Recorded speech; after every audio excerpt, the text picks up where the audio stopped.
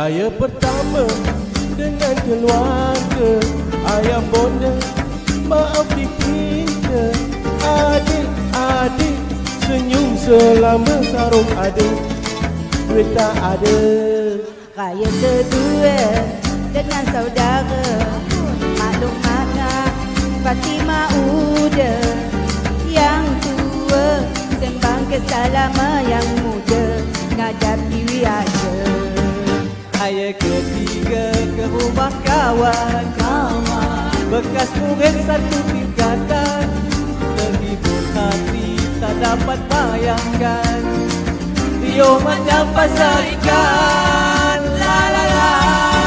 Seminggu berhari raya untuk mengunjung rumah terbuka. Oi!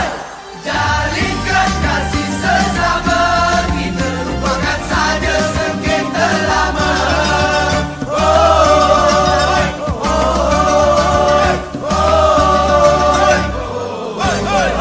Raya keempat yang istimewa, ke rumah Intan pujaan runa. Tiba di halaman hatiku, hampa dan ucapan penuh di tangga. Raya kelima diajak teman jalan-jalan sampai ke Pekan, tengok wayang filem Hindustan. Ayo yo duit habis belanja teman.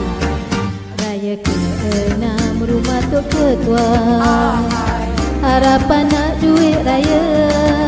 Di hulu pula tabung derma, balai yang baru nak dibina di mana? Seminggu berhari raya untuk mengunjung rumah terbuka. Oi! Jalinkan kasih sesama, kita lupakan saja sengketa lama. Oi! Oi! Oi! Raya ke-7 berehat saja, Esok puasa 6 pula, habis puasa sambung beraya. lagi Syawal masih ada. Masih ada. Seminggu berhari raya untuk mengunjung rumah terbuka. Oi! Jalinkan kasih sesama, kita lupakan saja sengketa lama. Oi! Oi!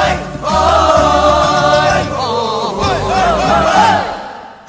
Ni, jemputlah raya punya rumah makan laksa. Alah, si makan laksa. Makan laksa, tak ada benda lain. Makan rumah saya. Ada chicken pork.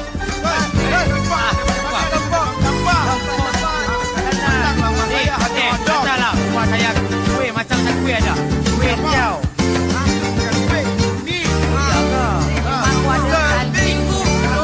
Seminggu berhari raya untuk mengunjung rumah terbuka.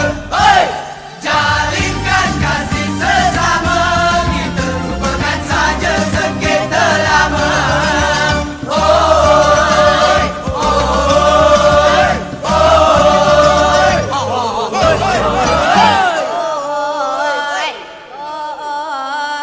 Oi! Bila mau habis dah? Kami mengucapkan kami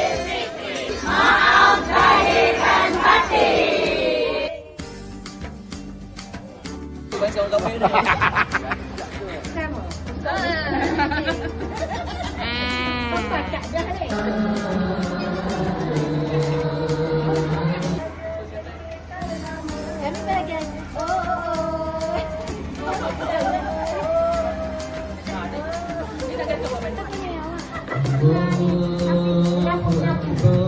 konon-konon mestinya nak kan?